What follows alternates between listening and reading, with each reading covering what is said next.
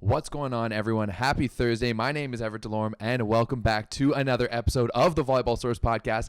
I've got a very special guest. I mean, I feel like all of our guests are pretty special at this point, but this dude is extra special. He's joining us from across the pond over there in England, in London. You may recognize his voice from the FIVB World Tour streams. He was the commentator for the past tournament in Qatar, the Qatar Cup. It's the one, the only, the golden voice himself, Mr. Lewie Lett. Lewie, how is it going? It's going well since you've given me such a glowing introduction, mate. Nobody's ever introduced me like that. So yeah, thanks for having me on. It's good to be back with you after we last did one of these in Hamburg in 2019. Yeah, the last time we sat down to chat was World Championships in Hamburg. We did it pretty late. What was it, after like pool play? It was one of the days of pool play. Man, those days in Hamburg were long. We had a couple beers. We did it in your hotel room, and it was great. Unfortunately, we haven't been able to get together since then, mostly because of this little panini that we're going through right now.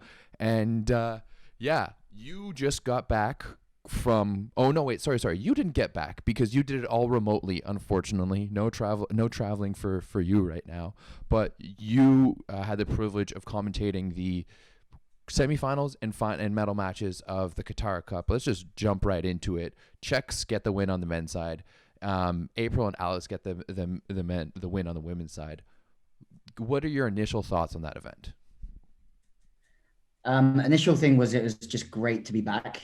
Whether I was sat at the same table I'm sat at now, it was great just to have World Tour volleyball back. I'm a bit of a purist, so most prestigious tour in the world, and it was good to be obviously the one who had the chance to broadcast it. It was just different because I was at home, but from a volleyball perspective, I thought it was really interesting to see how teams have used the pandemic wisely or not so wisely to get better at volleyball. And the break's been really good for quite a lot of teams. The Czech guys being one, and I think Alex Kleinman being another, for sure. But yeah, it was great to be back. What do you think got better about Alex Kleinman's game? I mean, I think overall, like core skills, passing, setting, blocking. I mean, I think this sort of break for anyone who's transferred from indoor to beach volleyball, everything takes time, right? And I think I read a stat that she's only been outside the top 10 in World Tour beach volleyball since she crossed over from indoor, which is some effort, right? Like to have that crossover and to take to it like a duck out of water. From my research, I actually personally know a lot of them, but I don't know Alex personally. But she played a lot of beach volleyball and played Manhattan Beach Open from a young age. But to make that transfer with April was some effort, but also it just shows that if there's a ceiling there for Alex Kleinman, she hasn't quite hit it yet, and the pandemic's maybe given her a bit more time to adjust. Yeah, I definitely agree. I mean, we got to saw them dominate in the Champions Cup last year on the AVP Tour. Those three events, and then once again they dominated fairly well. They did kind of have a bit of a slip up. They did lose a set to Carrie and Brooke earlier on. I think it was in pool play. But yeah, they looked very, very, very good. I found that Mel and Sarah did not look great actually throughout the event, and that they struggled to find their rhythm. And so the fact that they were in that final to me was great, because it's clear to me that they're nowhere near the level that we saw them in Hamburg at 2019, and they're still making the finals. Yeah, which is a great sign for them, isn't it? Like really that they can still produce, even in a tournament which they're not peaking for. But knowing Scott Davenport pretty well, you know that he's not planning to win Doha.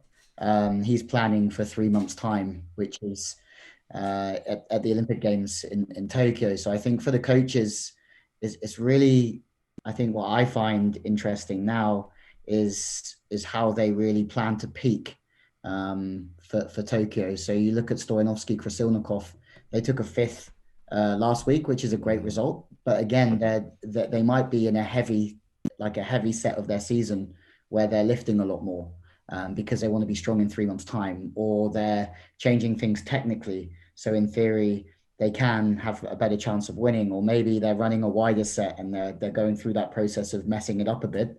So in 3 months' time, it's stronger. And I think that could be where we see like Sarah and Melissa is going through a phase where actually they're planning for the future as well. So it's okay. Like performance isn't so linear, and I think that's what we saw.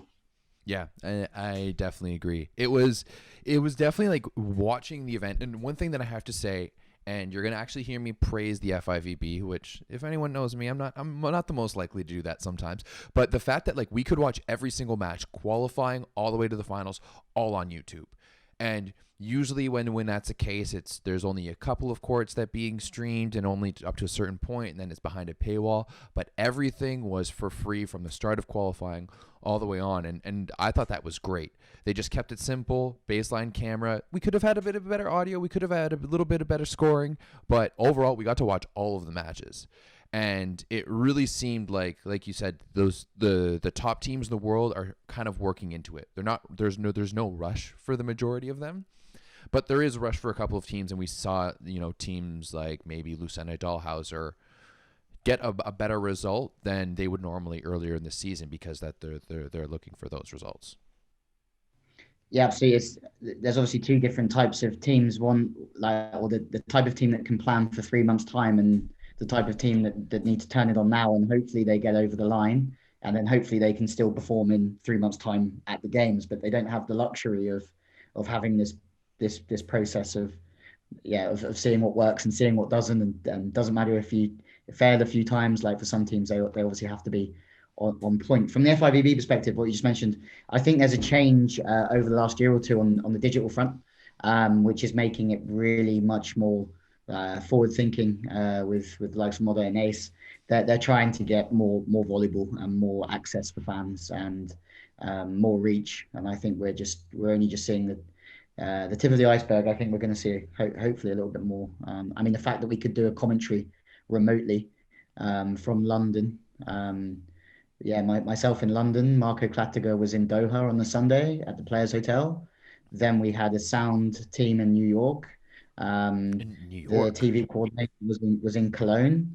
Yeah, it was gnarly. And we're all in the same program, and it's all running like clockwork. Like, yeah, to get to that stage for I think it's quite exciting to know what could be around the corner in the future if people are working like that to make things like that happen. I think the future's bright.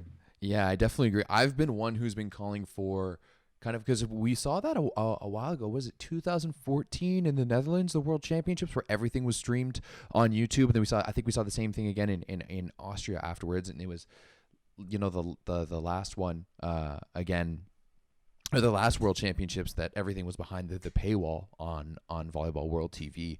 And for me, it's just like volleyball needs reach.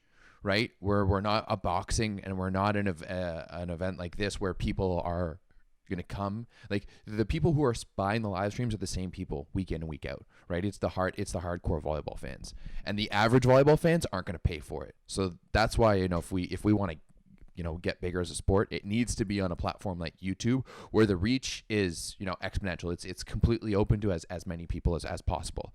And I found like the chats and like. We were getting, like thousands of people watching at the same time, which sometimes for volleyball you don't see. But the chats were legendary. Like Randy Stoklos was in the chat. I saw Eric Fournoy Moana in the chat. The McKibben Bros were in the chat. Like anyone, like Troy Field, like the list goes on and on. I found it was such a great way to watch volleyball. Just have it there on YouTube for anyone of any age can access YouTube, and everyone is able to communicate with each other on the chat right there. Yeah, and we made a point of knowing that, like, for Doha, there wasn't so many sales of TV rights, so therefore we could change the flavor of the commentary a little bit. So I don't know what the future holds for that stuff, but for sure, I mean, when I work, I know that I'm talking primarily to the beach volleyball community. Like there aren't, in my eyes, too many people who are maybe tuning in on the off chance and staying glued to it. So it's great to communicate with the community that you're obviously serving in your role. That's how I see it. But also that, like, you're I mean, just to preface this, for those who don't know Lewie, you're a commentator. And that's kind of one of the things that you do. You've done other sports. You did the 2018 Sochi Olympics, or not Sochi. Where did you go in Korea for the Olympics? Pyeongchang, yes, sorry. But you're also a volleyball guy. You know, you are heavily involved in the beach scene in England. You've done some indoor stuff too. So you're one of the few guys who does both of it. One of the most frustrating things for me is when we have these guys who are being like, the player in the opposite color jersey is called the libero, and he's a defensive specialist. That kind of stuff. It just frustrates the hell out of me. Because growing up, like when I watched soccer, football, or, American football or English football, it was always like you always learn the game from watching the commentators, right? And if we have these commentators that just always deliver to the lowest common denominator and dumb it down for everyone, no one's learning the game. Those people aren't going to gain any interest. So that's why I love when you do the commentary and actually talk about the athletes and talk about, what's going on, as opposed to just be like, oh yeah, that was brilliant. That was great. No offense for the accent there. You are, I've said this again, you are the... I prefer the accent. I haven't got the accent. Yeah, I agree. I mean, like, I coach primarily still every day. Like, we've just started a new program here. So my education is purely in psychology and coaching. I then coached national team in England. So I spent three winters, I think, in California. And that was rad because we were just all in this, me, Jake and Chris were all in this pot of learning in the deep end of the sport around, like training with Phil and Rosie at the time. And it was a really cool time with all the AVP guys like John Mayer, Brad Keenan, and Israel out there, Japan were out there, and we were just trying to get amongst it. And then the commentary, I've always done the live events around the UK, and then that fell into doing live events for the European champs and then the FIVB. So it's been a bit of a strange journey where I sort of do both. But I was also a ski teacher and a ski guy for 4 years at the beginning. So I dipped back into skiing because didn't you live up at Revelstoke for a bit? Yeah, mate. Yeah. Yeah, there you go. almost got stuck. You could for sure get stuck. My brother, I think he's living up at Fernie this year, or Kicking Horse. I don't know, somewhere in that area. And because we stuck during the pandemic. Whoa! If the lifts are open, pandemic. No, the lifts are open, and he says it's great. Like, he was sending me snaps the other day, and I mean, I think at this point he's also a backcountry guide, so he knows. And the other day he was sending me snaps, and they're all just hanging out at the top of this mountain. They had built this little jump that they're all just doing, hucking themselves off of. They had set up like a little fire. He looked like he was living the life, and I could definitely understand like that notion of getting stuck in a ski town. Yeah, it's almost happened a few times. I'm definitely not the jumper though. Definitely the skier. As soon as my skis leave the floor, I shit myself. Yeah, is the easiest way to put it. Yeah, I'm the same way. Yeah, it's been a nice. I believe with it all. I love being out in Canada and loved Revelstoke and my time there for 2 months. It was a good place to get stuck. I feel like it's a very almost like the same way that you can get stuck being like a skier and a ski bum, like you can also get stuck being a beach volleyball player too. You can just get stuck living that lifestyle and, hanging out at the beach every day. There's who's the guy? We had this English kid that I met in 2019 in Vancouver, actually. What's his name? Lefty kid. Sam Walrond. Yeah, Sam Walrond. And that guy was a legend. Like, he just hung around in Vancouver, would extend his time, was like finding different different people to stay with just so that he could stay and spend time in Vancouver and play like different clivers, play, challenge court every day, play the different Vancouver, BC, like that like Sam Walrond is a legend. I love that guy. One of his first coaches were from the same town. Oh, really? So yeah. He's a really nice guy. Yeah, and he had a great time. So yeah, it's just been a good I guess with volleyball, it's like mastery, trying to learn it with the psych and coaching background that I had, and then trying to learn the game as well at the same time, and coach and give back to the guys at the moment every day is the plan.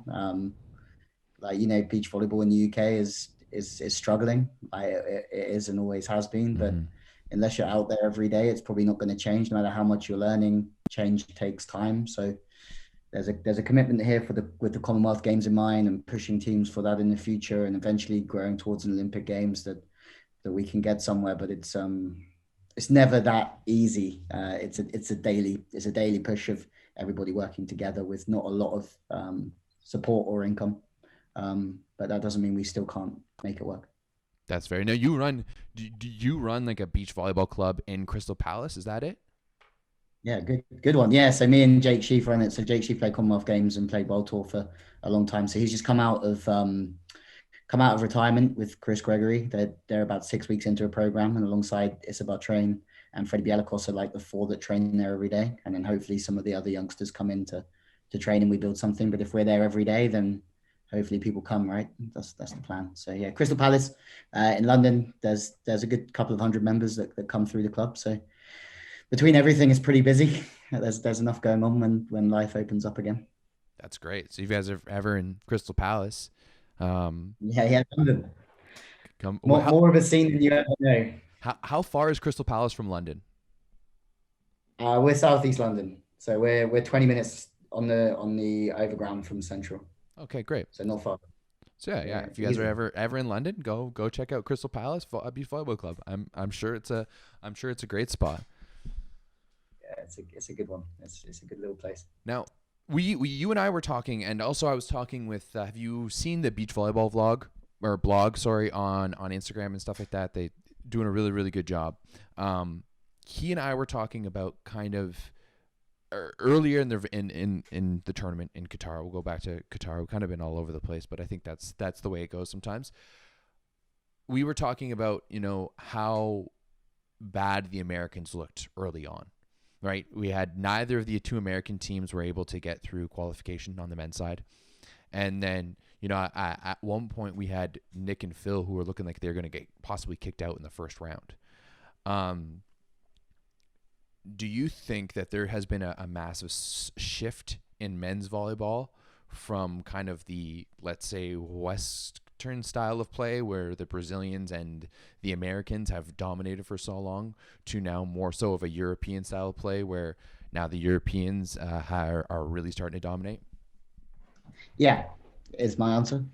100%. I think there's reasons behind it, right?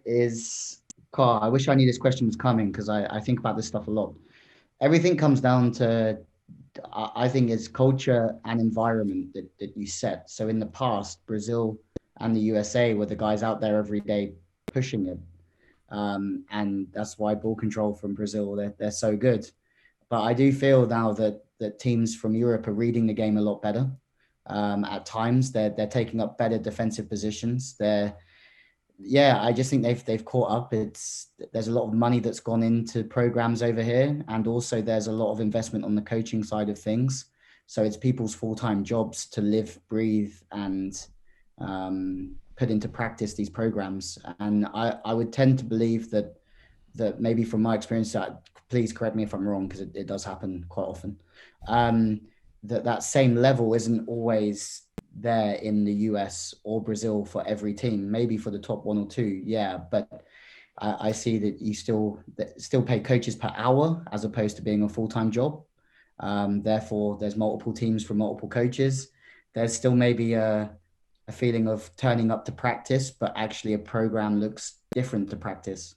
Program is full-time, practice is, it's very loose, and I could be very wrong depending on the individual, but I do feel that Europe having lead figures of big programs, and then having athletes that are paid to be there all the time makes a huge difference. I think I think you're dead on with that. And I think that it's really a huge issue that, like, North American volleyball needs to address. I wouldn't say Brazil is on that, because I mean, we've both been on the World Tour. We've all seen how it seems like every Brazilian team has 3 coaches, a therapist, a mental person, and maybe even a small fan bus to go along with them, right? Like the Brazilian contingent is huge, but I definitely know that on the American and Canadian side of things, they just don't have the resources, right? It's like Sam Pedlow was putting out TikToks the other day being like, oh yeah, I thought I'd be able to make a full-time living being a professional athlete, being ranked one of the top 20 athletes in the world, but I guess not, because the realities of funding and those things in North America aren't there. I think the financial realities in the USA are a little bit better, to be perfectly honest, than here in Canada, because you have the AVP Tour and you have those events where you're able to make a little bit of money. But I mean, in Canada, you're basically on your own, right? You get very, very little funding from the government. It covers your rent maybe, and then other than that, like, you're on your own to fund your own. It's interesting. Yeah. It's been interesting for me to see how Tenerife has really evolved into this spot. And me and Beach Volleyball Blog were talking about it at the beginning of the event, is that like Tenerife has now supplanted on the men's side definitely being the spot to train for European teams. Yeah, absolutely. I mean, it's been there for a long time. I was there in December. I took my guys out, but then we had to come back because of the pandemic. Mm-hmm. And the rules changed here. So we were there for 3 days and had to come home. But out there was everybody. I mean, once upon a time, I think, like beach volleyball have had these pioneers who have gone to California or gone to Rio, and eventually it means that they can grow it in their own country and grow it in their own continent. And then all of a sudden that grows and probably hasn't outgrown it, but for sure it's cheaper, it's warm, it's great there. And there's enough teams that pose enough threats to not have to spend the money to live in Manhattan Beach, which is not, like, that's not cheap. But Tenerife is not bad value whatsoever either. So it sort of ticks every single box, especially now with how easy it is to fly, not at this moment in time, but everybody's in that circle. So it's easy to plan a training camp with 3 or 4 teams of your level at a certain time to push each other. Like, that sort of how it works at times. So what made it Tenerife? Because, Tenerife to me, when I think about, the meccas of the sport, clearly it's becoming one now, but I mean, like, other than Herrera Gavira, it's not like Spain has been known for beach volleyball and what they've been doing. So is it, you mentioned that, there's a few of those people that kind of go to those places and bring it back. Like, who made it the fact that like Tenerife is now the spot? I mean, Lily and Elsa have been there for a long time, and it started with them as well, and their coach. I actually did some writing for the FIVB on this subject.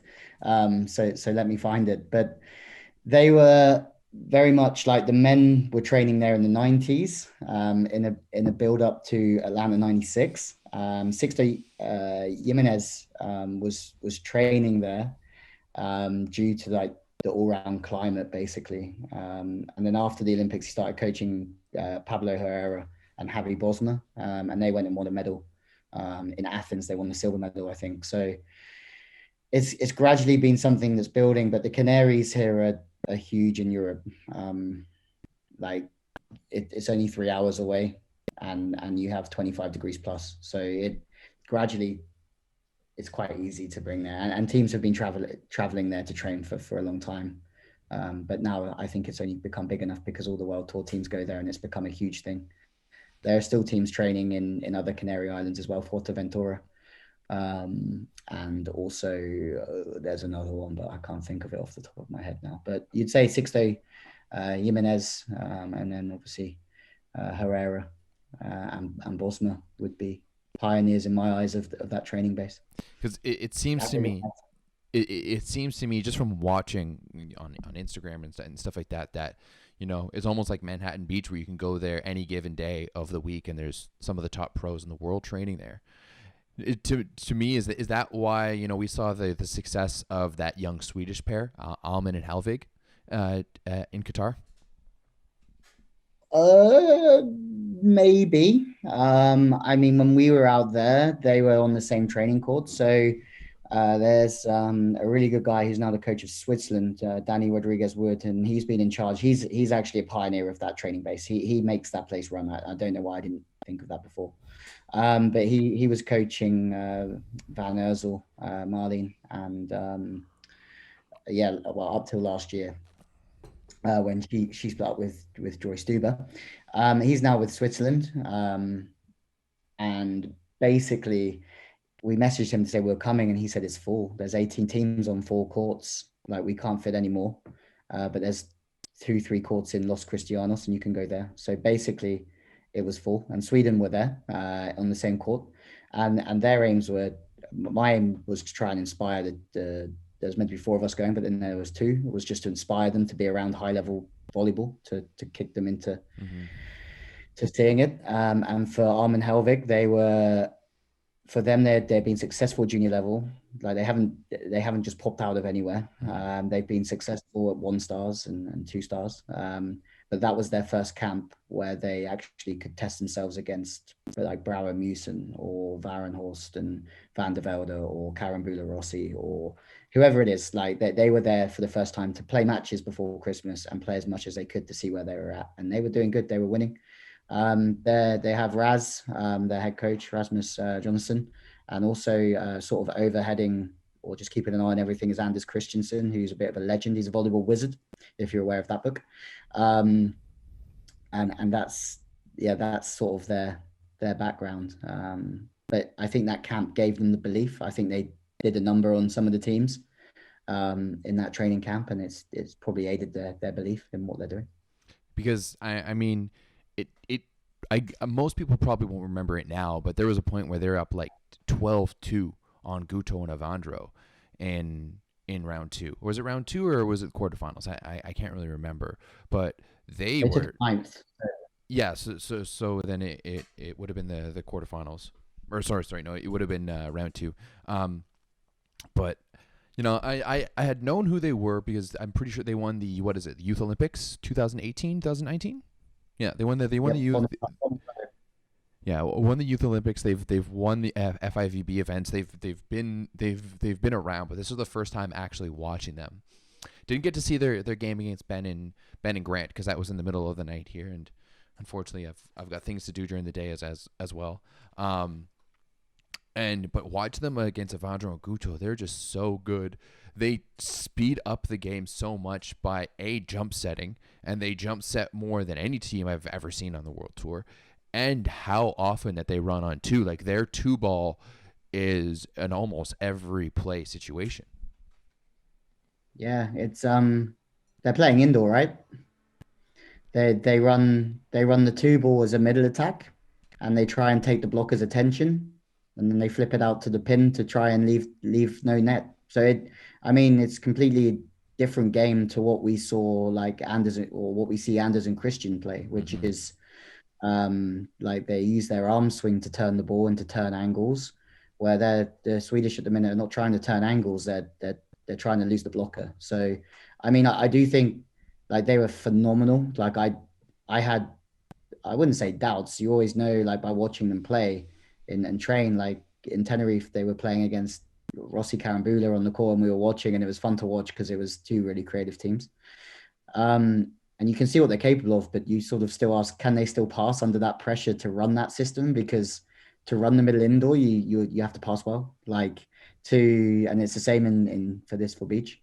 And being able to see them do it was great. But also, like, from Brazil, I'll be honest, like, that they should have copped on and realized what their system was. And actually, Brazil were as impressive as Sweden were. Brazil were also not so impressive of setting up against that team. And Avandro had to figure it out. Let's put it that way. They looked a little bit cocky, you know. It kind of looked like that they just kind of strolled in off the court to be like, like, I'm sure we're going to be able to take this.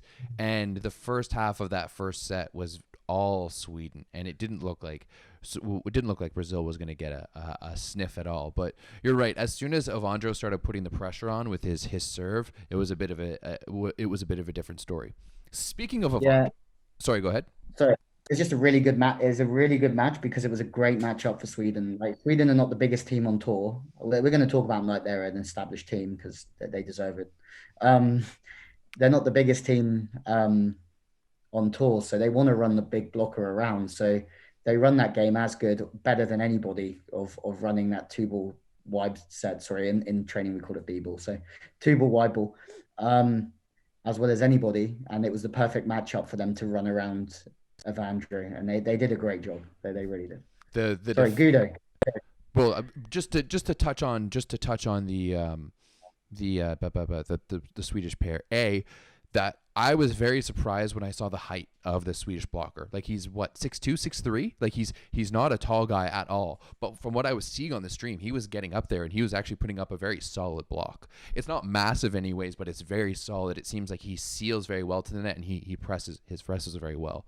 But at the same time, some of the pickups and the digs that the defender was making were world class as well. Like, digs that I expect from guys like Bruno or Lucena. Top defenders on tour, not 19-year-olds. Yeah. There's loads of them. There's loads of them coming through, mate. We're gonna have to, like the future's gonna be interesting because I think it's only gonna get bigger and bigger. And the Swedish coaches were saying that the next generation of jump setters are all bigger. What's up with these Nordic countries? Just love, like, Norway, now Sweden. Like, are we gonna have, like, Canada? Obviously we're doing pretty good. If we had a little bit more funding, it would be fantastic. Like, what is up with these Nordic countries making a run at beach volleyball? Yeah, I mean, what they've both done is they've not waited for anyone to create it for them. They've gone ahead and created it themselves, and then the funding and the money's come afterwards. Mm-hmm. So Sweden have only just started receiving, from my knowledge, I could be wrong here. From what I understand, they've only just started receiving some money from the Olympic Association. The Vikings started by themselves to change the environment and the culture, and they had the right mindset and the right minds and the right athletes to do it. So it's just, they're just investing a lot of time to then hopefully get the money later. From what I assume. From what you assume, fair enough. From what I know, a little bit. But yeah, going back to the Brazilians. And it's not so much about Guto, more so about Evandro. Bruno was out for this event, so that's why he's playing with Guto. But Evandro seemed like he spent some time in the gym over quarantine. He wasn't his normal, like, hunched over, awkward looking Evandro. He seemed much more confident and less erratic. Like, it definitely seems like he focused on his game and his body during the quarantine, and he's a little bit scary now.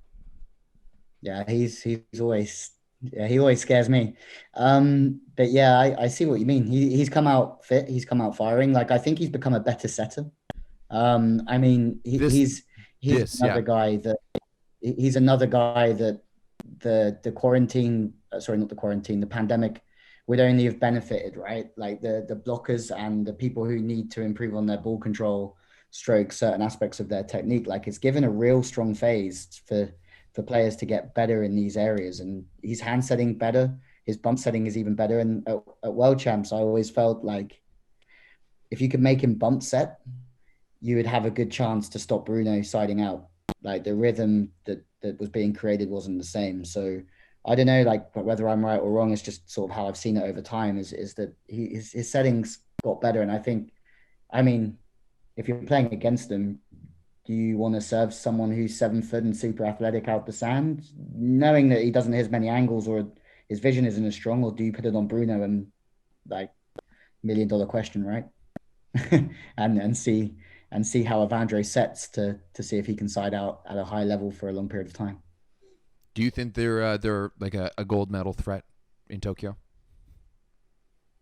Oh, good question. I think they're a medal threat. I mean, I would be really interested. Like, I think the 4-star in Stad's going to be the one tournament, if everybody plays, that you can really see who the medal threats are. I mean, Andy Mole's not back yet, but I mean, they won the European champs with his hip hurting, and they were close to pulling out. Like, yeah, Svein Solhag went to Yermala after King of the Court because Andy was going to pull out, and then they looked so comfortable and won it anyway. And then the Russians, I think their building phase, like, I don't think we've seen the best of them yet. I mean, you look at the way that they won in 2019. They didn't win much, and then they won the world champs, and then they didn't win much, and then they won the World Tour finals. Like, you can't. It's pretty good going to win the two of the biggest events. So I'd say that they know what they're doing in the way of getting teams ready on the big occasion as well. Krasilnikov's a straight up baller. Like Krasilnikov, when it's clutch time, Krasilnikov makes plays that I don't know if there's any other defender in the world who can make them. And he just makes the swaggiest of plays when it's crunch time. Yeah, I think, like, playing left side, from my experience of watching the game, is you have to be dynamic, and yeah, like you have to do a lot more work with your feet on the left side to get into good approach lines at times. And he's got that in abundance in the way he loads in his jump. And yeah, I mean, I think it's an interesting battle of that sort of thing, because I sort of remember the World Tour finals where the Vikings were trying to keep him inside and stop him from accessing sharp angles, and he did it really well. And he was dynamic, and he almost like his dislocating his shoulder to access it. It was unreal. And then at the European champs, he couldn't access those sharp angles because he didn't pass as well. So, like, there's a good battle there between both of them, I think. But that's just I'm watching every game on my own and coming up with my own answers. So that's. I mean, like, the reality is that we're just, because no one knows what's going to happen, right? We're just shooting the shit to figure it out, because who knows what happens come July in Tokyo, right? Maybe we see the Grimalts go on this amazing run, and next thing we know, we've got a gold medal for Chile. Who knows? Yeah. One I do think, sorry, is with Evandro Bruno, to answer your question, is it is about having weapons, right, as a team. So having him as a jump server in that situation, he serves you into a 5-point lead. They're good enough to hold that level. Like, yeah, Bruno's for sure against. Bruno's not giving up a 5-point lead. No, yeah, exactly. So, like, of course they can win a gold medal. So silly from me. But yeah, I think a few things have to go their way, is what I'm saying. But for sure they can make it happen. Because, like, for me, if I'm looking at the top 3 medal threats on the men's side, it's got to be like Krasilnikov and how do you say his partner's name? Stoyanovsky. Okay, no, I was messing it up. Stoyanovsky. That one's an easy one. Stoyanovsky and Krasilnikov, of course, Mole and Sorum, and then Thole and Vikler. Big hopefuls, right? Some silvers in, and also I think it's key to look at their performance and not judge them in Doha, like taking a 9th. Like, they have one of the best support teams in the world, like absolutely hands down in who they have around them. So they won't be planning for today either. And no. If you look at Laura Ludwig winning in 2016, the results early season weren't there, and then they just built to that performance in Rio like it was, yeah, like they were baking a cake. But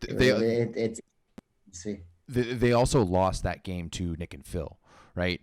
And that was a bit of a redemption game for Nick and Phil, because Thole Vikler beat them at the World Champs. That was a massive game. That was one of the first few like sold out games that we had in Hamburg.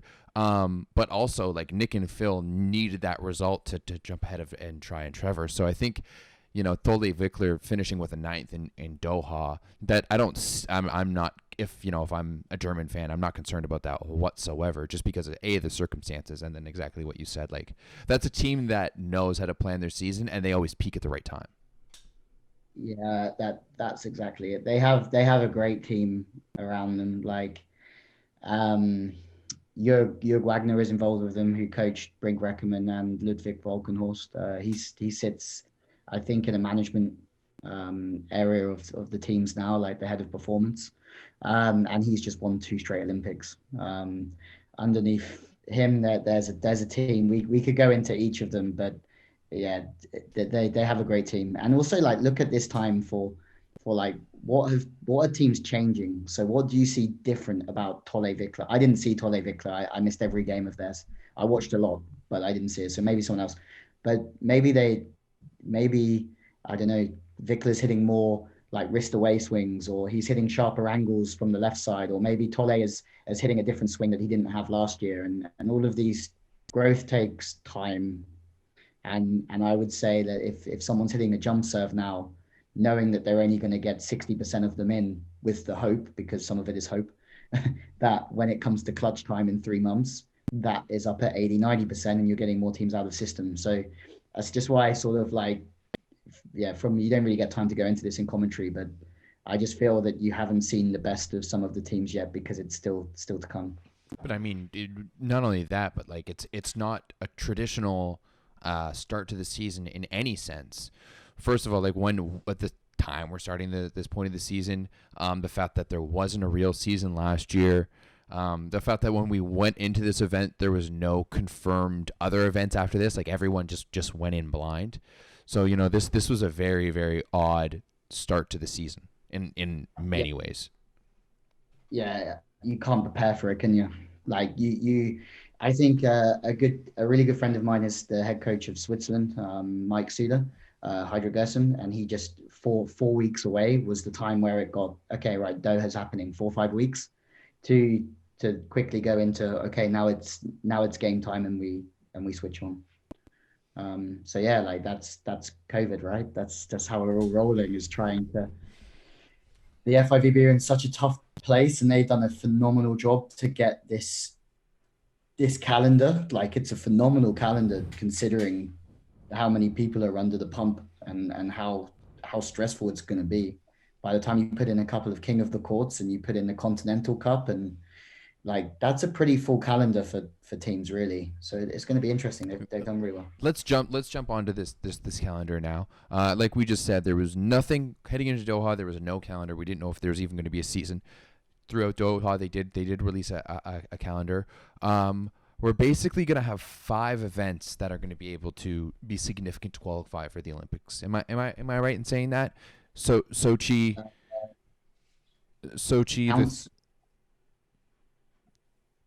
Let me. I've got here the last like Start doesn't count, so that's a goner. Everything before Start counts. Okay, yeah. So 5 events. I was right. There's the 3 Cancun events, the 3 Cancun Hub events, Sochi and Ostrava. First off, let's start off with the Cancun Hub. The FIVB has announced that they are going to be doing a hub, a bubble, 3 consecutive events, all in Cancun. It's not going to be a league or anything. It's just going to be 3 separate tournaments. What are your initial thoughts on this hub, this bubble? I didn't think that they're going to be able to pull off anything like this, so I'm pleasantly surprised that this is what's going to be happening.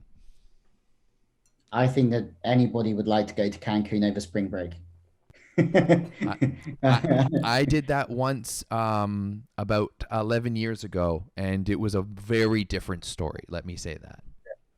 Yeah, unfortunately, I don't think they're going to get away with any of those shenanigans if they. No one's going to Coco Bongo for sure. Not this time. Oh, that sounds like a good spot. It was. I don't remember leaving there, but I definitely remember going. Nice. I look forward to trying that spot out. Maybe I'm a bit too old for that now. Actually, I reckon I'm definitely. I mean, I'm only going from what I hear. So I don't know. I might work as the FIVB commentator, and I love my job, but I'm very much on a freelance. It's freelance basis, so I don't know everything. So a lot of what I find out is the same time as anybody else find stuff out. So, yeah, 3-week bubble. I think you can get there a week before, and I think you can leave early, but you can't arrive late. Is what I understand. So if you want to enter the first 2, that's fine. and this could be so wrong, and I'm sorry, Leo and everyone at the FIVB if I've got this wrong. Yeah, but that's my understanding. You can arrive up to 7 days before, and you can drop out early if you want to, but you can't keep joining late in the bubble. Basically, the people just can't keep coming in and out all the time. That makes sense. Do we happen to know if there's gonna be any type of like qualification, country quota? Like where do we stand on all of these things?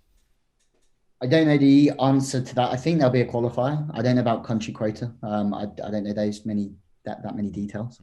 I mean, one of the teams that I coach has just signed up for it because it's expensive, but for us who are looking to get points, 3-4 stars in a row, if you can get in the qualifier, is a good start to your beach volleyball international career to get those points on the board. So that's how we've gone for that as a hope that qualifiers on and they can get into it, although it's expensive, but it would work. So then you guys would go, and essentially if they don't qualify, they would just spend, I guess like a normal FIVB tournament, you just spend all week training and stuff like that, getting practice matches against the other teams around, and then you just gear up to go again the next week.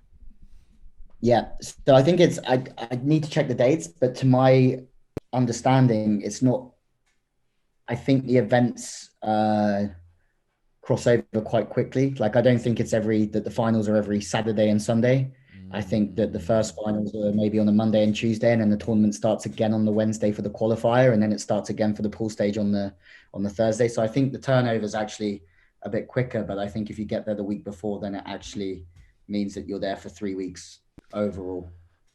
If you're with me, I'm excited for this for multiple reasons. First and foremost, that we're gonna have events in a Western time sphere, like in a Western time zone for once. We never get that. You know, I'm going to be watching volleyball at a normal time and not at either super early in the morning or, you know, in the middle of the afternoon.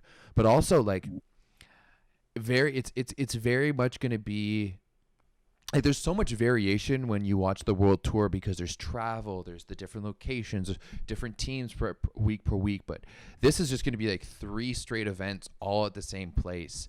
And I'm hoping it's going to be very much like the AVP Champions Cup, where we're going to be able to see kind of like the different progressions from different teams like week to week. I'm just excited to see how teams are going to be able to like battle like that without all of the other stressors of the World Tour. Yeah, like being in, I just think there's going to be so many pros and cons. I think they would have learned so much from Doha that actually I think it might be stricter there this time because there were a few positive COVID cases from Doha. So I think it might be stricter. So that's actually there's going to be pros and cons for the players on that, you know, like being there for 3 weeks in a bubble is a lot more stressful than being somewhere for a week to 10 days, right? Especially if you can only leave your hotel room to train or to eat or however it is. I think it's going to be great in some ways, but also psychologically from an athlete perspective, it's going to cause some different things.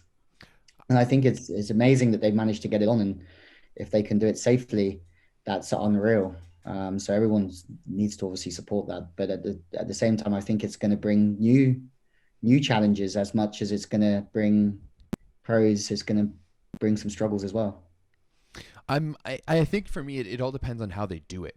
You know, like, is this going to be an NBA type bubble that like once you're inside of it, like they have the entire hotel, like it's all going to be locked down? Like, are they going to have common areas to go hang out? Or is it literally like you can only be in your room, or you can be in the eating area, you can be in the training courts, or you can be at the stadium, you know? So I think it really depends on how, you know, you could manage it. But you don't think it would be kind of like a training, like let's say like looking at the Canadian men's teams, for example, both of them are on the cusp. Sam, I think last time I checked, they were sitting like in that last spot, in that 15th spot to qualify for the Olympics.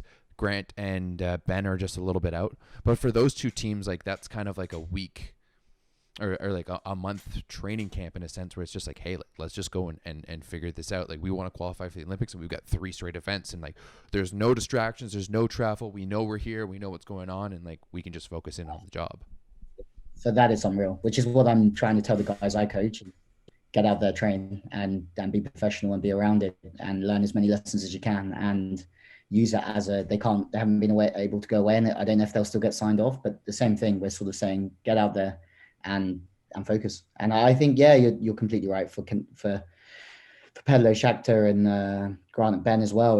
It's just an opportunity for them to. I mean, they've been training in Canada, right? They've not been able to really go anywhere.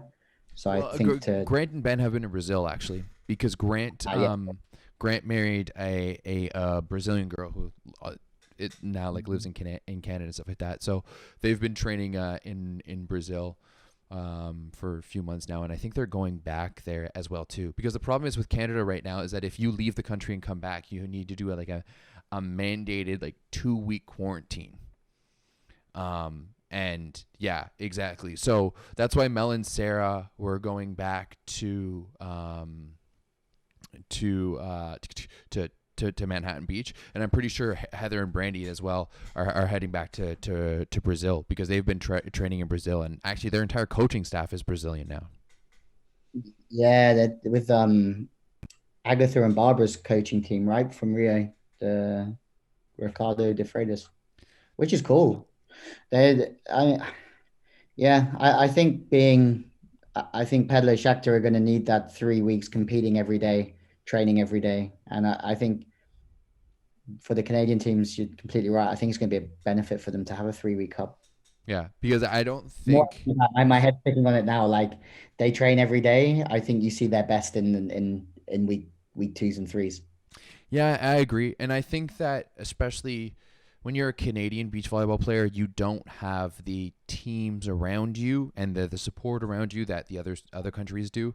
You know, like these guys aren't showing up. Like if they're there, I'm sure they'll have a coach, but like their coaches aren't with them all the time. And that's why I think, like for Pedlo as well too, like Pedlo just had a kid, he hasn't really been necessarily like, of course he's still training, but it hasn't been outside or anything. So I think it's going to be great for them to kind of get out and into the sand. Going back to, sorry, go ahead. I just said it's interesting, right? Like that's what the European teams have in abundance is accountability. So the coaches, the head of programs, they're all held heavily accountable to making sure learning happens and making sure that like people are held accountable for results more so than countries. Yeah, we don't like ours. We don't even have a head of program anymore. They sacked Steve Anderson. Steve Ando, I saw he went, right? Yeah, I mean, I like Steve as a person. I think he's a good person. I don't know if he was necessarily the right fit for the program. I'm questioning how much he actually did for the program and how much of the success in the program under his tutelage was due to the athletes and their individual coaches themselves. But I mean, obviously, thank you, Steve. I think he did do a lot of good things as well too. But I think that at certain times there was a lot of praise for Steve Anderson that maybe should have been more directed towards the athletes themselves and their coaching staffs. But I met him a few times, and to me, he was one of these ones who I looked up to because of his success in Sydney. And he was only ever for somebody who I sort of looked up to was when I was 24 and coaching in LA was only a massive help. He was great. So yeah, I hope he does good, but I completely have no idea what happened in Canada. I wouldn't say that anything happened. I'm not at all saying that anything was negative. However, that I think that he was brought in as a program head coach and not as a and the realities of running the program of what we're doing is maybe a little bit different than what a European would coach was happening, and that I'm not entirely sure how much of his impacted, say, Mel and Sarah or Brandy and Heather or any of the top teams. You would kind of see his impact on maybe the organizational structure of all of Volleyball Canada and how things were restructured on that end to allow us to be successful, and how we trained like the juniors and the next gen and stuff like that. But going back to Brandy and Heather, they had such a great season in 2018. They were on the podium, I think it was like 11 times. They were ranked number 1 in the world after that season, heading into the 2019 season. 2019, we didn't see the same level of success from Heather and Brandy. Bit more of a struggle for them. Instead, we saw Mel and Sarah kind of break out. Obviously, we haven't really seen them much So got to see them a little bit on in Qatar. Unfortunately, they matched up with Mel and Sarah, which was a great matchup, by the way. That was a good game. I watched probably the last 2 sets of it. It was a great game. I thought their strategy of serving Mel or Sarah short was fantastic. Heather played unreal. She broke Sarah's block multiple times, which like we know that there's a rivalry there. We know the story, and that probably felt good for Heather. But I thought they looked good, and I think that they're a dark horse team on the women's side that maybe people have forgotten after their 2019 season, maybe forgotten about a little bit, and I still think that they're a world-class team that could surprise everyone this year. Yeah, I agree. I think I don't know, I think the stat was in 2019, there was 10 teams that won 15 events on the women's side. Like, you just I can't pick it. And they're definitely in my side. I mean, when you've got somebody like an outlet, you guys call it the option of Brandy. Yeah, I think so. I think they can medal, absolutely.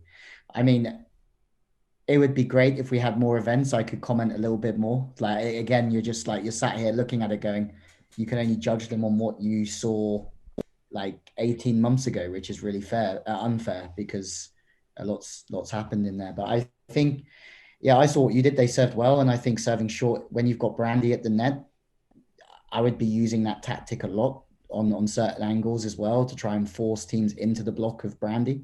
And I think they can go, yeah, they definitely have it. Is Brandy the best female blocker in the world? Or honestly, because they haven't made as many Final Fours, I haven't seen as much of them as I have some of the others. But yes, in terms of height and in terms of press, yes. I mean, the difference I see sometimes with on the men's side of Anders is the position that he can take because his eyes and what he sees, and he can really stay switched into every situation. Mm-hmm. But I need to watch a little bit more of her. But yeah, she's definitely one of them, right? I mean, blocking is as much about your eyes as it is your hands and your feet and what you see and how quickly you can react to certain situations. So yeah, there's a lot of different things. I mean, the Swiss are going to be there, maybe around. I think both Swiss teams are real dangerous. I think Hubert or Huberli Betchart are they're low key one of the best teams in the world. Mm-hmm. Yeah, absolutely. And again, a low key ninth, same with Heather and Brandy, a low key ninth in Doha means nothing in 3 months' time, right? It's all building blocks for, and Anouk and Joanna Heidricke are also progressing really, really well. But who knows? The beauty of the sport is it's so variable. You can have two teams that match up completely. You can get a bad matchup, as you said, for Evandro Gudo. Matching up with the Swedish boys is a bad matchup for them. But maybe matching up with Phil and Nick is a good matchup for them. So in the women's side, it's exactly the same.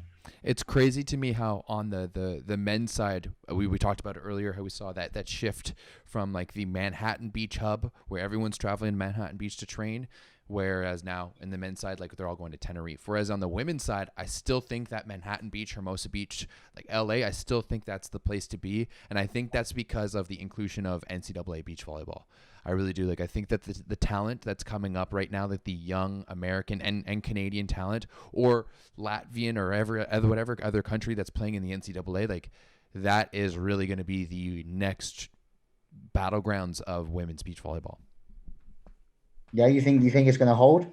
I mean, I'm really interested because, I mean, these guys are supported so well until they finish college, mm-hmm. And then it's okay, you finish college now, so see you later. And I think actually to fully catch that talent, I think the support system has to maybe be a bit stronger from coming out of college into professional beach volleyball.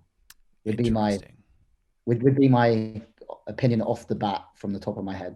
But I believe that in Europe that they're nurtured all the way through from U19s, U21s, U23s, whatever you're playing, and there's programs, and you get supported the whole way through until that Olympic run. So, I mean, there's no right or wrong way. Like, I do believe that NCAA are going to provide a massive pool of athletes with 100%. But how many can you catch at the end of them would be my debate, because you're going to have a load. But is there somewhere for them to go, or are they expected to fund themselves, find their own coach, make their own mistakes, or are they going to have somebody bringing them through? Well, I mean, like at the end of the day, like in Doha, we did see like 3 of the 4 teams were North American, with like Stockman and Larson who made it in. And I mean, Stockman and Larson made it in off of beating Carey and Brooke, and of course there was Team Slays as well. They played so well. Yeah, they were so good. I give them full credit to. Yeah, they were unbelievable. They could still go close with three good results in Cancun, and it's game on, isn't it? It's going to be real tight, because on the one hand you've got Carey and Brooke, who are very, very good. Of Carey Walsh Jennings is quite possibly, if not, like, she's the GOAT in so many different ways. Like, she's the GOAT. Like, what is it? She like a 29-1 all-time record at the Olympic Games. Like, only one loss, that one semifinal against the Brazilians. Like, she's the all-time GOAT. And you know, Brooke is great too. I don't think she's as good as maybe the other defenders that Carey has played with in the past, but like, that's quite the nice list with Misty May and April Ross. But watching Team Slays, like, they've put it this way, I don't know if they have the amount of skill that some of the other teams have, but they work harder and they work together better than the majority of teams on tour. Like, they are just workhorses, and they make it so difficult for any team to beat them. Yeah, I mean, you feel that if it's not this time for them, it's going to be next time, right? 100%. Like you feel that. I had a stat at some point, but I don't have it on me, and I have to delve deep in my hard drive to find it. About people qualifying for the Olympics at their first effort, and it's minimal.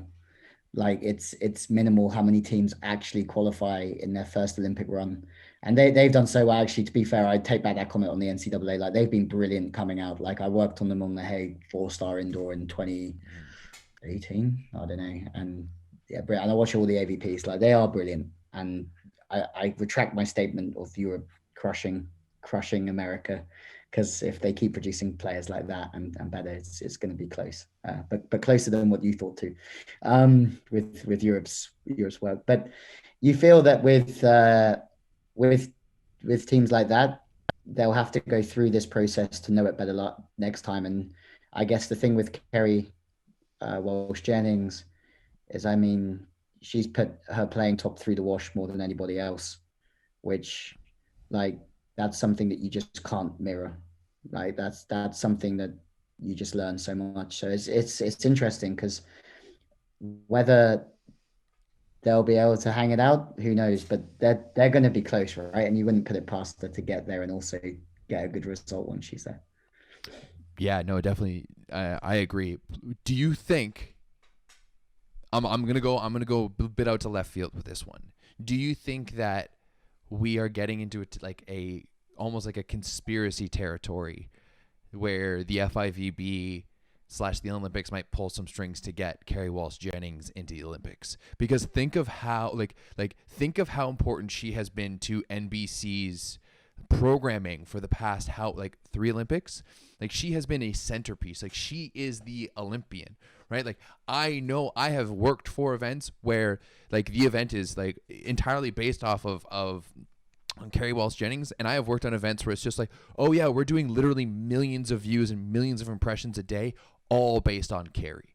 So is, like, you know, I did see on a message board that when you're talking about the country quota situation with the American men, about how some believe in a conspiracy theory that the USAV is trying to get Nick and Phil into the Olympics because they're a bigger sell than Try and Trevor, and that's why the whole country quota controversy thing is. I don't believe that for a second, I think it was just someone kind of mad on a board. But do you think that would be a possibility here with Kerri Walsh Jennings? If anyone in the sport, I think it would be for Kerri Walsh. You know.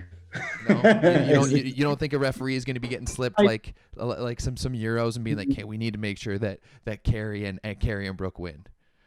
I mean, like you look at the men's side, like yeah, it may have not have been to try and Trevor's liking, but it was still on them whether they won or lost that game. Like there's still a personal amount of responsibility in everything that happens. I just don't know how you could get away with it, because I know that the referees are so strictly watched and viewed, and do you know what I mean?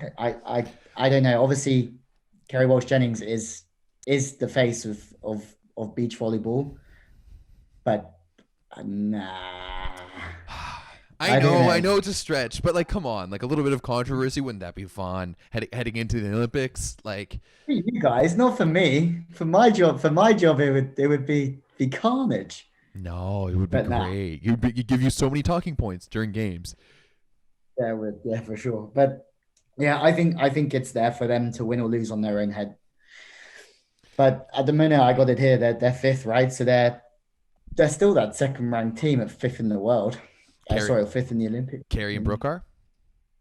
Yeah, they've still got a cushion of 240 points from what I'm seeing. But that loss to Stockman and Larson, Kalinsky, and which one's Kalinsky now? Larson is now Kalinsky. It's Stockman Kalinsky. Yeah, it's Stockman Kalinsky. Yeah, so it's Larson. Yeah, Larson got married to Billy. Yeah, but. Like it's still theirs it's still in their hands, right? Yeah, you're right. Clays and Sponsel are still behind them, and Stockman and Kalinsky. You're right. I don't see, and I mean, because of how it works, it's not like if Clays and Sponsel finish better than them at the next event, like they're going to be through. It's all based on like the number their top results in those Olympic rankings. Yeah, so the McKibbins, I actually haven't watched it, but everyone's talking about how good a detail they went into with it. But think of it on the World Tour. If I get a 9th and the team around me get a 5th, that's 80 points. So the difference between places is 80 points a position. So not only do they need to find, I've got here 240. Hang on, is that right? Maybe don't quote me on that. But say it is 240, you've got to find that in places. But then also it's got to replace, you only take your top 12 results, so it has to replace a bad one as well. So if your best results are 17th, then you're only going to better that by getting a 9th or whatever. But yeah, it's open. Like right now, so right now, let's go to the real world ranking. Right now in the real world ranking, there's only 2 European teams in the top 10 in the world right now on the women's side. And that's the 2 Swiss teams. Opposite to the men, right? Yeah, complete opposite to the men. Because on the women's side, you've got Melon Sarah, Alex April, Agatha Duda, Anna Patricia Rebecca, Clancy Artelcha Desalar, Maria Antonelli Carroll, Sweat Walsh Jennings, Heidrich Velge Depré, Betchart Hubeli, and then Yang and Jia. Why do you think that is? I think that it's the opposite of the men right now. I think that the balance of power right now is staying on the West, and I really truly think that it's because of the NCAA and that the quality of that's going into there. Because at the same time. I'm really intrigued. Yeah, like I don't have the right answer for this. I just maybe think that if you look at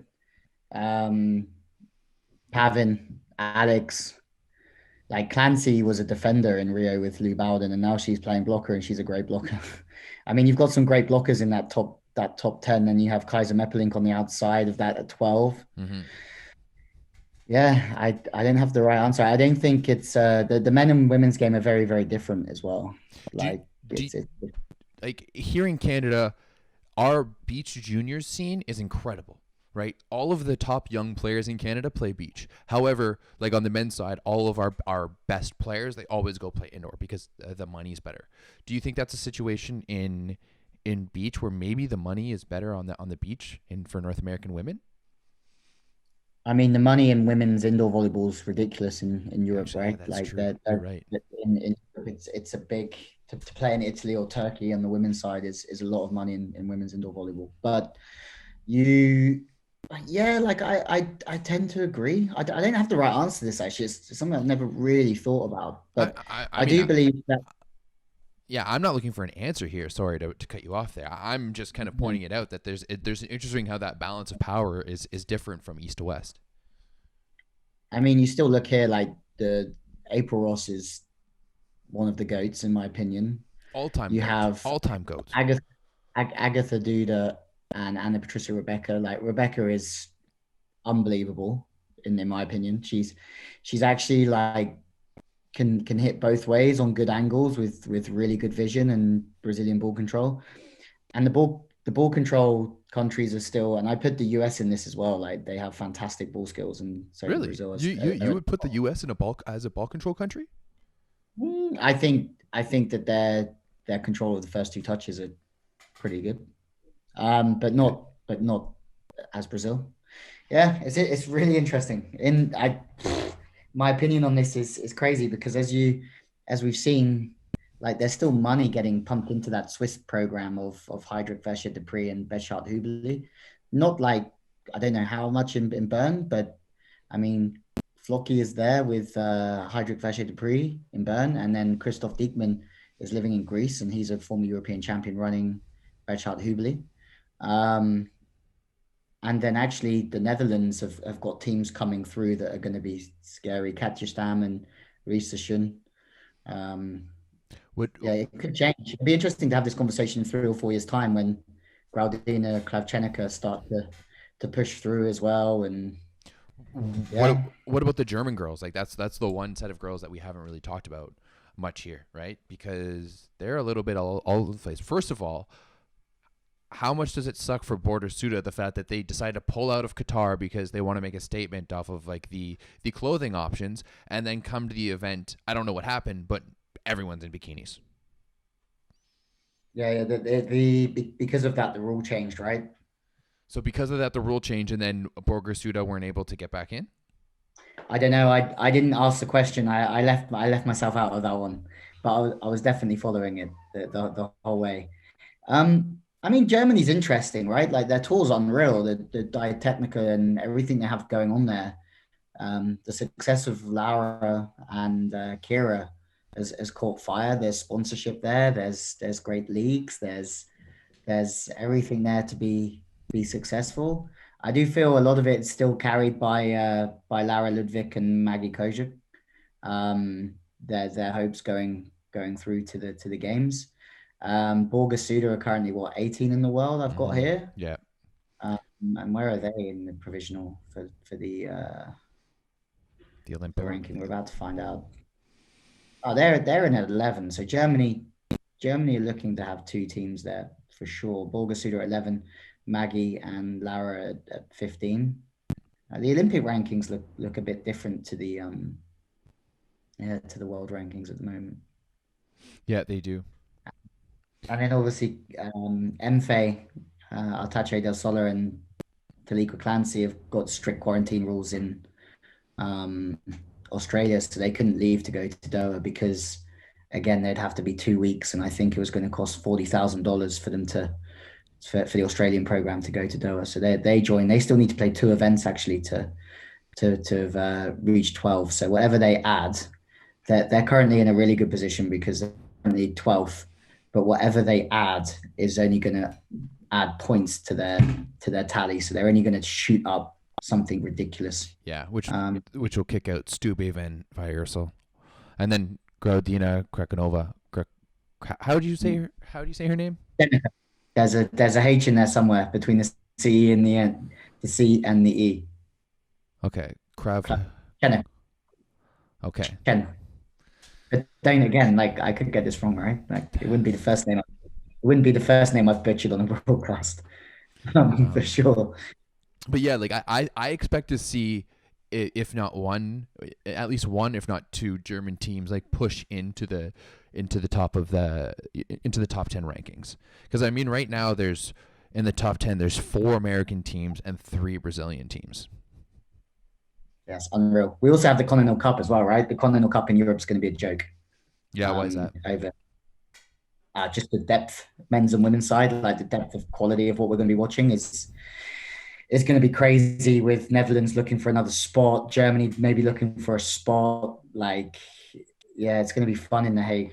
King of the Court are organizing that, Sportworks in The Hague. Oh, see, it's so frustrating to me that we have this friggin' panini going on, because I would love to just travel the world this year and go to all these different qualifying events, but we can't because we're all stuck inside for this friggin' panini. Oh man, it's sometimes the qualifying events are going to be more fun than the actual games, right? Like the amount of pressure that's on it just to get there is absolutely is seeing Cancun and watching Doha, right? Seeing some of the celebrations of, I think the Czech guys, when they made the quarterfinal over Qatar, they knew that was a huge win, like take them forward. And we haven't really talked about that, but that was a massive win by the Czech guys. Yeah, they were good, right? They played really well. I mean, Perusic Schweiner, I feel like they've been on the up and up the past few years, but they looked good, like really good in Qatar.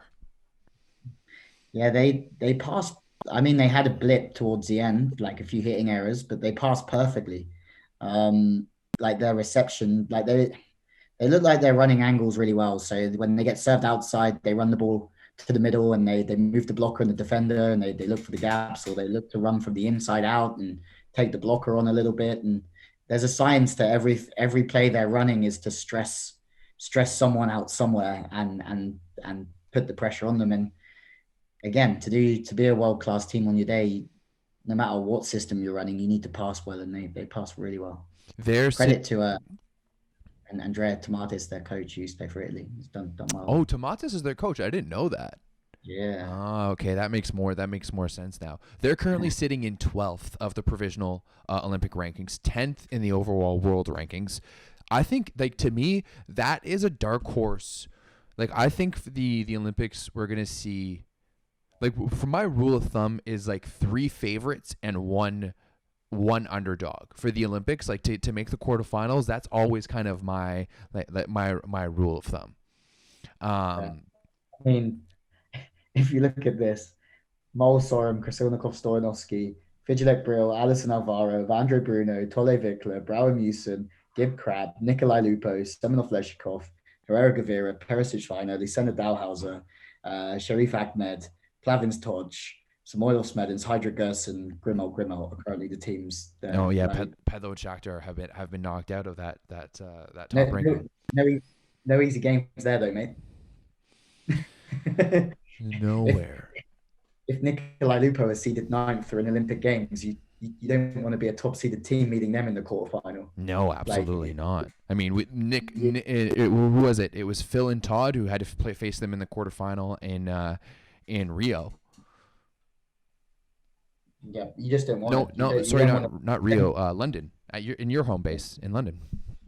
Yeah, there was a good story Nikolai tells about. He wanted to celebrate, but he had just beaten his heroes, Todd and Phil, and it was like I didn't know what to do. Like I wanted to console them. But yeah, I don't really know. Like one of the most high level games I saw was at the European Champs for a long time, and that was the Vikings against Nikolai Lupo. Like they were both giving each other the tough angle to score most of the time, and these guys were both banging the tough angle to score every time. So it went into overtime, and it was just high level swing after high level swing, and it was a joke of a game. So I think it's pretty crazy when you look at the standings how there's as much of a gap between first and third place between Mol and Sorum and Fialek and Brill as third place and like 20th. Like there's that 3,000 point gap between Mol and Sorum and Fialek Brill is pretty much the exact same as like the next 20 teams, because other than Mol and Sorum and Krasilnikov and Stoyanovsky, like everyone is close. That's crazy. I'm looking at it again now. I mean, you got to be lucky or feeling lucky if your Plavins Talks have already qualified through Hyun, and because they would be right on the cusp of it all as well. Cantor Wozniak are currently not in either. Like, No and Cantors Loziak, no Erlers Flugen. Carambula Rossi, like they obviously missed out on Doha, so they have to go. They have to go to Cancun, and ideally they need to get a big first result because they've only played 11 events. So Doppler again, if they go Horst and get, sitting on the outside too. yeah, I mean, I Doppler Horst, I feel like this could be too much. Are they over the hill, you think? Oh, they're 1,500 points behind. There's no way you're getting them back. I don't know. They're legends, so I don't want to say over the hill because they've given so much to the sport. But maybe past their best at a high level, but still capable of providing some really good results as well. But Karambula Rossi, Varenhorst van der Velde. I mean, Varenhorst deserves to. Like he's got a silver medal in the World Championships, and Karambula Rossi is one of the most like dynamic teams we have. So, I mean, Heidrich Gerson is sat on the fence at the moment, but only 20 points clear. And to put it into perspective, Cantor Wozniak are 80 points behind Heidrich Gerson, which is one place in an event. So Heidrich Gerson even take a fifth, but Cantor Wozniak take a fourth. Well, then they lose that spot, and that's why Samoilov Smedlin's taking that fifth in Doha was such a big one. It's sorry, but it's crazy how, if we go 10 years ago in the World Tour, like we knew who the winners would be. Like week in, week out, we knew that there was going to be like the same kind of handful of top teams. But now it seems like those top teams are really like, there's a good 15, almost 20 of them on any given week. Like to get into the main draw, like we've seen some terrible qualification rounds just because there's so much bloodshed going on because there's so many good teams in them. Yeah, absolutely. I mean, and also put it into perspective, like Nikolai, again, speaking to him, he said if they played the same game as they played in 2015 and 2019, they'd be a qualified team if their stats were the same. So again, like the progression of everything is just it's silly. It's like snowboarding, in my opinion. It's just going like this. And that's, yeah, like I love it because of that, because it's always changing and it's always evolving. Anyway, I lost the initial question during that. So did I. I think I was just talking about how like good all of the teams are getting, and how even the World Tour is getting. Like it's so much fun to watch now. Yeah, two games that stuck for me were women's Kelly and Sarah Sponsor winning their qualifier against Katja Stam and Risa Shun, which was 1917, I think, in the final set to qualify. And to me, that was a game of fifth place. Like that was a high level game in a qualifier for sure. It was a game that could have been easily for fifth. And in the men's was watching the Dutch guys come past. Jasper and Rubin came past Casey and Budinger. And yeah, Chase Budinger. That was it. Sorry. And that to me just tells you how difficult it is. So difficult. Like the World Tour, I think on both sides it's just ridiculously strong, and that's why I'm so excited that it's back. Like, I mean, the chances of me getting to go to Cancun are like maybe 5%, less than that. But like, oh man, just being in that Cancun sun for 3 weeks, just watching beach volleyball. You might not be allowed to, mate, if the bubble's strict. You might take your speedos and not be allowed to wear them. That would be suck. That would suck. You don't want to spend that money on the new speedos just for not be able to flex. Oh, I mean, we're North America. I'm North American, so we don't wear speedos over here. They're actually illegal. Not actually. I've seen like some of those. Like, does Samoilov actually train in a speedo sometimes? Because I've seen videos of that. Yeah, I always expect the unexpected, I reckon, with him. Like for sure that the tidies anyway. I wouldn't wear them. My lockdown weight's not been good. So I don't think you'd want to see that. but yeah, Samoilov's in Brazil. Yeah, for sure, wearing the shorties. You're possibly going to Cancun potentially in? I don't know, mate. There's been no decision. There's obviously a pool of commentators that the FIVB use. So yeah, it's something that I could do with knowing ASAP because there's a lot of other things I'm spinning. But I mean, we have the technology to do it off tube here. They might want to use somebody else. And there's lots of things in the air, but we're also 4 weeks away, and at the same time we have to be adaptable because of COVID, and there's so many bigger things coming on than choosing a commentator for an event, so just have to sit patient for it. Fair enough. Well, I hope that you get the job. If it's not me, then I'd rather be you. I've got some good ones. We have the Olympics coming. I have the Continental Cup. I have King of the Court. So I've got a few. As long as I'm allowed to travel, I've got a few that in the book already, which is exciting for a good summer. Great. King of the Court will be a great party after the Olympics as well. Like people coming out and maybe having had a great time or playing without the same pressure as before. And that'd be good. Is that going to be in the Netherlands? Hamburg, Netherlands, and then potentially one in Italy as well. But who knows? Who knows? Maybe one in London. You want one in London? Yeah, it'd be great. Plan get an event in London before I die. How many people would go to an event in London though? Yeah, loads. Yeah, you think so? Yeah. If you put it in the right spot, I mean, London's right in the middle of Piccadilly Circus, right? Yeah, I mean, I think Trafalgar Square. A friend, Jake, got a quote for a UK tour event. There was 1,000 an hour, so it's 25 grand a day. But if you can find a good park, like there's so many good parks, Hyde Park or something like that, and everyone would come in on the beers. Everyone loves a party in London, so yeah, you and there's a big volleyball community, far bigger than what you ever would think, because it's such a multicultural city. How about this? Next time I come to London, I've only ever been once. I'll come. I'll let you know. You show me this the volleyball spots in London. You show me that underground volleyball scene, because I'm intrigued. Yeah, of course. You're more than welcome, mate. Yeah, you can come and visit us. It's there for you anytime you need it. There's a spare room as well. Oh, that's good to know. Maybe once we move to our next place, we have a spare room, because right now my girlfriend and I share a 1-bedroom apartment, and it's a little bit cozy in here just with us, and yeah. So we'll leave that for a few years' time once I've made. You say you're in your first year of being together. Yeah, we're in our first year. We've been dating for a year and a little bit now, and we're coming up to in June. We moved together in June of last year, and it's about the coziness at the minute.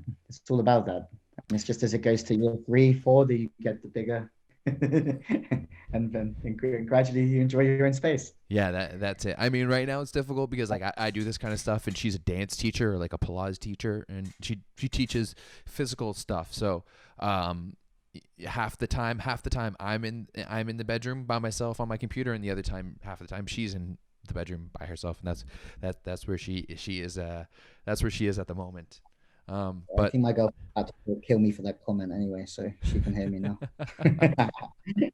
Yeah, well, she was videoing me commentate over the weekend. So there's just loads of like videos of her sitting in the front, like sitting 5 meters that way with the door shut, listening to it and being like, "What is going on here?" Like, "I want to take it." Yeah, talking whatever. So, I've been trying to teach my girlfriend volleyball. She's a dancer, so it's slowly coming. She's keen, and like she tries her best, but it's it's a little bit different, dude. Hey, you're unreal. We don't do that here. She plays hockey, I do volleyball, and she wants to come and join volleyball, and I'm like, no. No. She plays field hockey. Yeah, phenomenal. Yeah, we call real hockey, like hockey with like skates and stuff like that. Field hockey is what we call that's what you guys play. Is that what you call it? American hockey? Yeah, it's all a myth to us, mate. I mean, there's a league. It's about as big as volleyball is in this country, ice hockey or hockey's bigger, but yeah, they're about the same size sports. So yeah, That's crazy. Yeah. Well, dude, it is currently. I think actually these Champions League semifinals are just starting right now. Are you gonna tune into those? I am, yes. I need to get through this article for the FIVB that I'm pushing out. What's it about? And then I'm live streaming. About the Swedes, actually. I'm going to do a 4-part series on the Swedish guys, and look into the hows and whys of their success, which helps the broadcasting and helps the story writing. So yeah, absolutely. Yeah, that's my name. Awesome, dude. Well, appreciate. I watched a bit of the women's last night, which was fun. Watch a bit of the Italian, caught up on the Italian derby, which is always a fun one to watch. That one wasn't as fun to watch as the other match, though. The Busto Exabaji match, or the Busto Vakufbank one. Vakufbank was up 2-0 and rolling until Busto came back and won it with a reverse sweep. I didn't know that. I didn't see that. I only saw the result of the other one. Yeah, no, like the Navarra Canigliano match was very boring in my opinion. Not to mention the announcer that they had was terrible. Oh, did they had an announcer? Did they? Well, from what I understand, the announcer at the last minute ended it, and so it was just someone like local that kind of like jumped in, and it was very sparse, let's say. Was it British or was it Italian announcer? The British, like Clayton Lucas did the first game. Clayton Lucas did the Vakufbank Busto game. Oh, good. So you get a good one there. I mean, depends who you're asking. I personally think that the standards of broadcasting between Europe and North America are very different. I think in volleyball tends to like want to go with this soccer style of commentating, and I think that's very much what Clayton Lucas is. And he's not my taste, let's say. Maybe not enough knowledge of the players and what's actually happening in the sport for my taste to commentate volleyball. But it was definitely better than the other commentator we had, who was I don't know who he was, but it was